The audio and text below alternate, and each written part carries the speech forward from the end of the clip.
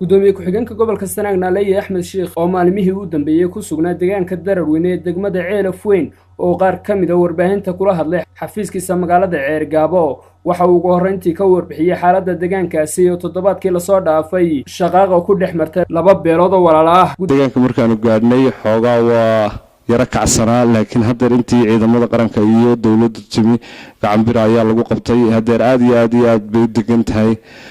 dawladana gacanta ku haysa waxaan leenahay sida dawladdu gacanta ugu hayso ayay uga shaqaynaysaa dadka wanaagooda iyo helnimadooda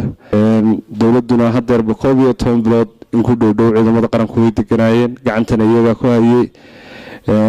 qadar allaana meesha ka dhacday qadartana ciidina ma xukunto marka waxaan leenahay ilaahay intaa inooga dhigo dhimashadu waa 7 dhaawacuna waa 16 waa inta khasaaraha ay ka dhacday meesha intaas baan ilaahay uga baryaynaa ilaahay ku soo afjaro wax dambe ku beerin ciidamada qaranka gacan bira ku haya ciidamada qaranka haya oo waliba si aad ugu soo gurmaday haddeerna gacan bira ku haya kana shaqaynaya waxa la wixii shaqaaqa wadana in talaabo sharciga waafaqsan laga qaadayo lana xidhi doono xabsigeedana la geyn doono cid allaale cid isku dayday in arrinka taabato ama ay xumaan kaga shaqayso gacan bir ayaa wax laga qabanaya insha Allah bidnillaahi kariim. gudoomiye ku-xigeenka gobolka Sanaag wuxuu sidoo kale falkaasi fariin adag uga diray dadka deegaankaasi wuxuuna yiri marka dhibaato dhacdo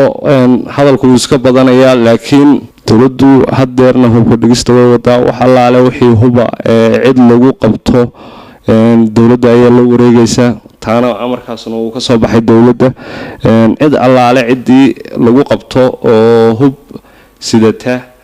waa laga wareegaya cid allaale cidii shaqaaqada ku jirtana talaabo sharciga waafaqsan ayaa laga qaadaya. ugu dambeyntii Naaleeye Axmed Sheekh gudoomiye ku-xigeenka gobolka Sanaag wuxuu shacabka Soomaaliland ka codsaday in laga qayb qaato nabadeynta labada beelood ee walaalaha ah ee deegaanka Ceelaf Weyn sidii xal waara looga gaari lahaa. halkan waxaan kaloo noogu baaqaynaa cid kasta oo nabadda jecel oo in ay arrinka ka qayb qaataan oo dhexda u xidhaan oo aan loo kala harin arrinka waxaan leeyahay beelaha Soomaaliland oo dhan arrinka il gaar ah lagu eego loo soo gurmado hana laga wada shaqeeyo aan leenahay labada beelood oo walaalaha ehelka shaqaaqadu dhex martay ilaahayna waxaan uga baryaynaa in ilaahay inta dhibkii nooga dhigo aan dhibaato dambe aanay halka ka dhicin. Cabdiraxmaan Maxamed Xidig Ariel TV Ceergaabo.